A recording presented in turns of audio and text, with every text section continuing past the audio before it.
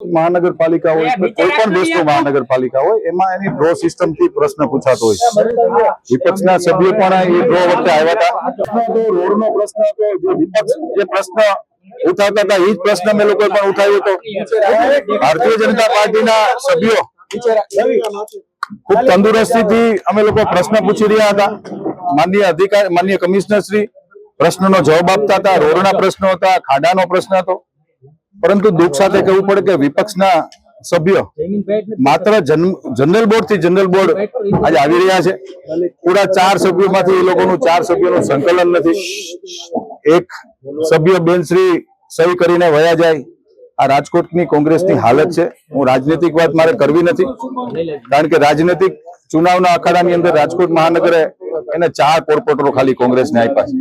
એમાં પણ આ ભાઈ શ્રી આમ આદમી પાર્ટીમાં ગયા હતા, ન્યાયનો મેળ નો આવ્યો ને વળી પાછા સ્વગૃહ આવ્યા અને કોર્ટ મેટરો થઈને।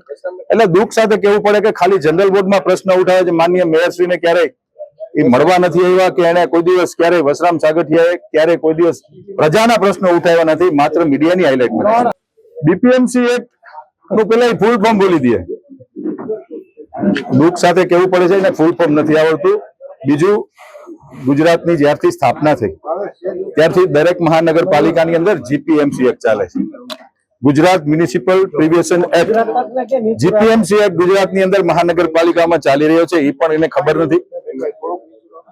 સવાલ ખાડાનો પ્રશ્ન હતો। રાજકોટમાં જરૂરિયાત કરતા વધુ વરસાદ આવ્યો છે। સાર્વજનિક સ્વરૂપમાં અમે સ્વીકારીએ છીએ કે રાજકોટમાં ખાડા પડ્યા હતા, પરંતુ જેટ પેચિંગના માધ્યમથી આપણે સૌ જોઈ શકીએ છીએ કે આખો કાળાવરોડ જે ગૌરવપદ કહી શકાય એમાં અત્યારે ખાડાની બુરવાની કામગીરી ચાલુ છે। 52 રાજમાર્ગો રાજકોટ શહેરના છે, પેલા 52 રાજમાર્ગો અમે ખાડાના જેટ પેચિંગના માધ્યમથી ખાડા બુરવાના છીએ અને પછી વોર્ડવાઇઝ અમે જવાના છીએ। ડામર અને પાણીને વિરોધાભાસ હોય છે, એના કારણે ખાડા પડ્યા હતા, પણ એ સ્વીકારીએ છીએ।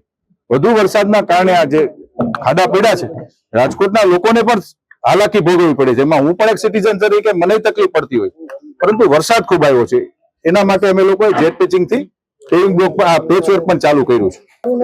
સ્મશાનના મારી પાસે એવિડન્સ છે। સ્મશાનની અંદર જે લાકડું ઉપયોગમાં આવે, કોઈ પણ ઝાડ જયારે પડે ત્યારે નીચેનું જે થડ હોય એ ઉપયોગમાં આવતું હોય છે। દાડી હોય એ દાડી સ્મશાનમાં ન ઉપયોગમાં આવે એવી 4 ગાડી લેફ્ટ છે, અને એના માટે પણ મેં આપ સૌ મિત્રોને મેં કીધું હતું કે મેં એની તપાસ સમિતિ પણ નિમી છે। આ એજન્સીના લાખો રૂપિયાના બિલ પણ અમે અટકાવ્યા છે, અને આવનારા દિવસોમાં એ દોષિત ઠરશે તો એ તો બ્લેકલિસ્ટ થશે, પણ ભારતમાં કેવી જગ્યાએ મહાનગરપાલિકામાં કામ નહીં કરે એવી અમે સજા દેવાના। જય એજન્સી અને સોમનાથ સ્ટેન્ડિંગ કમિટીમાં મેં મંજૂર કર્યું, મેં મંજૂર કર્યું। અરે હું આવ્યો ને 1 વર્ષથી, હમણાં 3 મહિના પહેલા મંજૂર થયું। એને રિપીટ થયું છે, એનું ટેન્ડર લાગ્યું છે।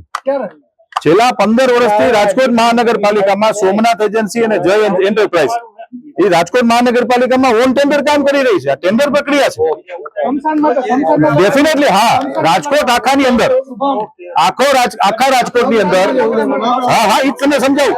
સ્મશાનના લાકડા ન હોય, સમજાવું તમને, હું એ જ સમજાવવા માંગુ છું। સ્મશાનના લાકડા ન હોય એનું ટેન્ડર ને જે એજન્સી, સમજાવું, જય એન્ટરપ્રાઇઝ અને સોમનાથ એન્ટરપ્રાઇઝ આખા રાજકોટના 3 ઝોનની 2 એજન્સીઓ છે। આ એજન્સી જયારે ચોમાસાની અંદર ઝાડ પડી જાય ત્યારે લાકડા સ્મશાનમાં મૂકવાનો તો સ્ટેન્ડિંગ કમિટીનો વર્ષો જૂનો જનરલ બોર્ડનો ઠરાવ છે। એમાં કોઈ પણ જાતનું ફેરફાર અમે આજીવન નથી કરવાના। એ લાકડા રાજકોટના સ્મશાનમાં જ જવાના નહીં તો ના, મારા સુધી નથી આવ્યું। એટલે જ આપને દુઃખ સાથે કહેવું પડે કે કોંગ્રેસ માત્ર મીડિયાની હાઇલાઇટ બને છે। ખરા અર્થમાં એને વિપક્ષની ભૂમિકા ભજવવી જોઈએ। આજ રાજકોટ મહાનગરપાલિકાએ બહુ સારા કોંગ્રેસના કોર્પોરેટરો આપ્યા હતા, પરંતુ આ દુઃખ સાથે કહેવું પડે, મેં પેલા કીધું એમ કે બોર્ડ થી બોર્ડ આવે છે। આપના મિત્રોની, મીડિયાના મિત્રોની હાઇલાઇટ સિવાય એને બીજો કોઈ રસ જ નથી।